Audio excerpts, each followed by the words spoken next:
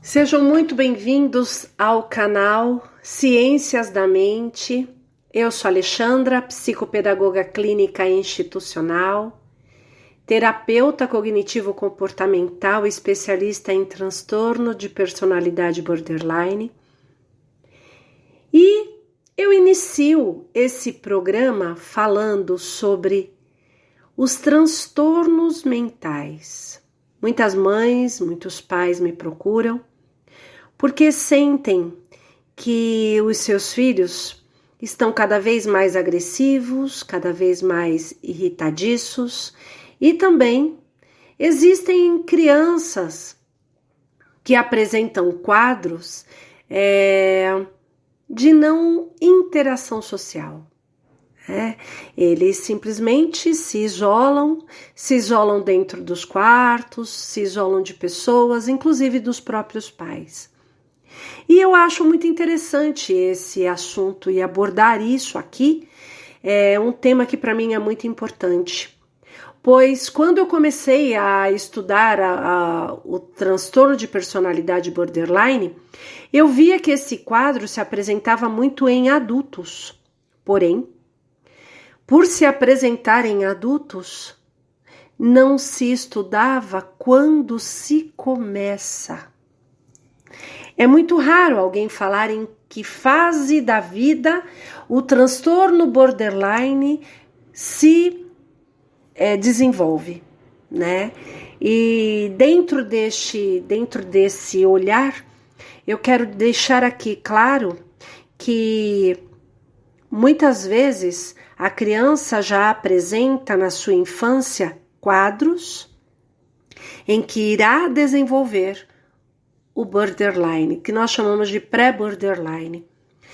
E é muito importante nós termos esse olhar, porque aqui eu não quero somente falar de borderline, eu quero falar sobre os transtornos mentais.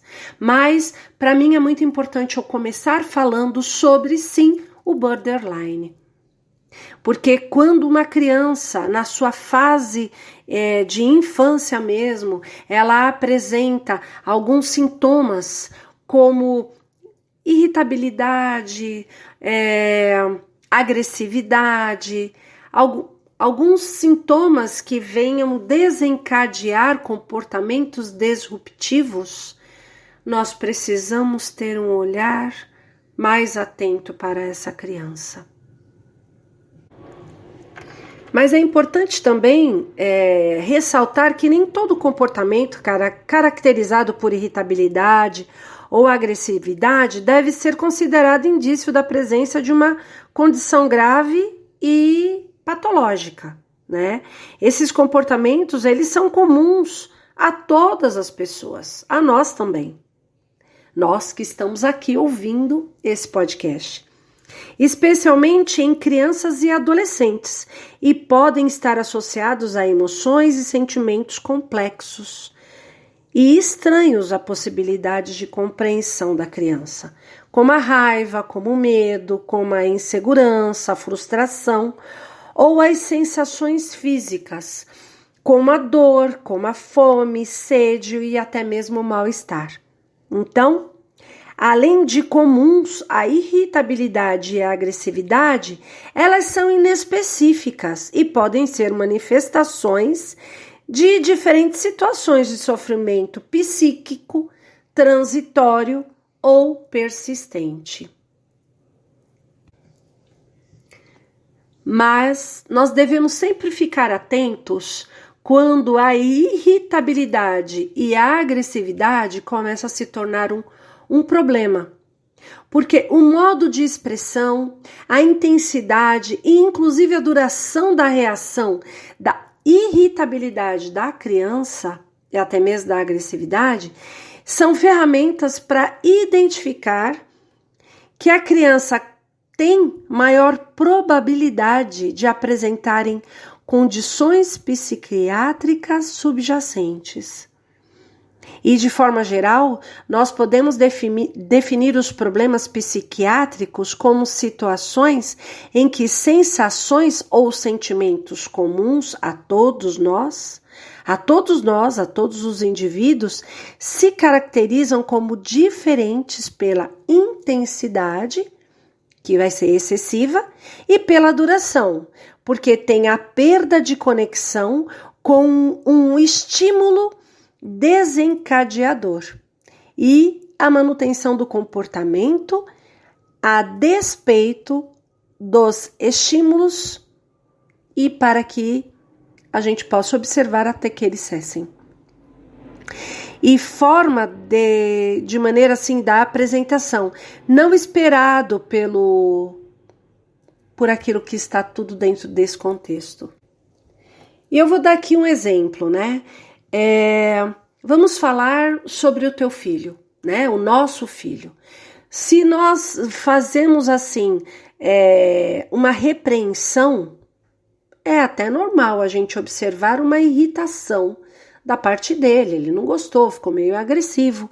Agora, o que nós precisamos nos atentar e deve ser sim um motivo de preocupação, se por um acaso essa irritação for expressa com reações como xingamentos, como agressões verbais, e se esse comportamento for persistente e não estiver relacionado a apenas uma pessoa ou a esta situação, mas desencadear várias outras reações.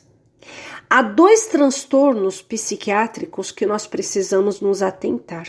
Eles são, assim, eles precisam de um olhar mais minucioso, de um olhar com maior amor, né? Eu gosto de usar muito a palavra amor nesse contexto. Nesse caso, eles apresentam por meio de problemas comportamentais que desenvolvem a agressividade, a irritabilidade, o desrespeito, inclusive a normas impostas, né? E também um impacto negativo, nesse caso, no desenvolvimento, né? Porque a criança ou o adolescente em si, eles têm... quando apresentam algum tipo de comportamento disruptivo, vamos falar desse comportamento nesse primeiro momento, elas não aceitam uma repreensão dos pais, dos professores, das pessoas mais velhas. O transtorno de oposição desafiante é um desses quadros importantes que nós precisamos observar. E o transtorno de conduta.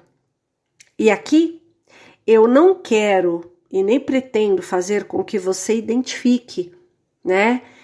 Saiba identificar nesse caso, mas que você consiga reconhecer as situações de risco, neste caso para a criança, né?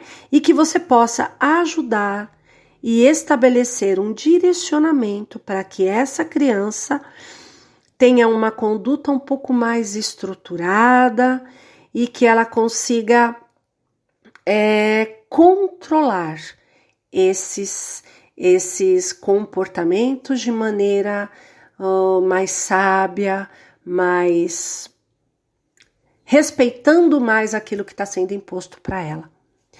O grande problema quando nós vemos que uma criança que está nesse quadro de comportamento de maneira agressiva, de maneira irritadiça, ela tende a não obedecer. E o que é que nós precisamos fazer nesse quesito, né? Nessa questão? Manter a calma.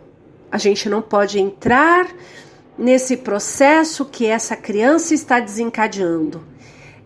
Nós precisamos não dar tanta atenção para ela, esperar ela se acalmar.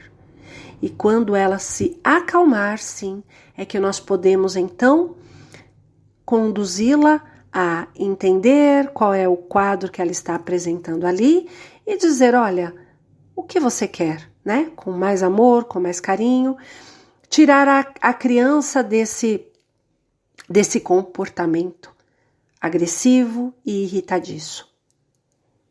Eu espero que esse conteúdo esteja fazendo sentido para você. Caso você conheça alguém que desenvolva um padrão de irritabilidade, de agressividade, de uma maneira mais contínua, né? Porque nós só podemos diagnosticar um quadro de comportamento disruptivo, uma criança que apresenta um quadro de no mínimo 6 meses dentro deste comportamento, como eu descrevi aqui.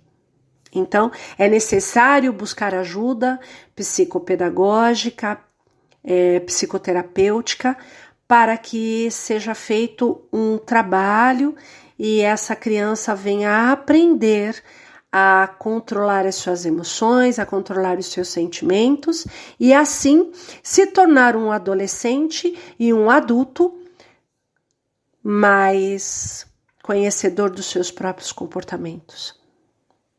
É assim que nós conseguimos tirar e diminuir também, inclusive, as pessoas que apresentam transtorno de personalidade borderline.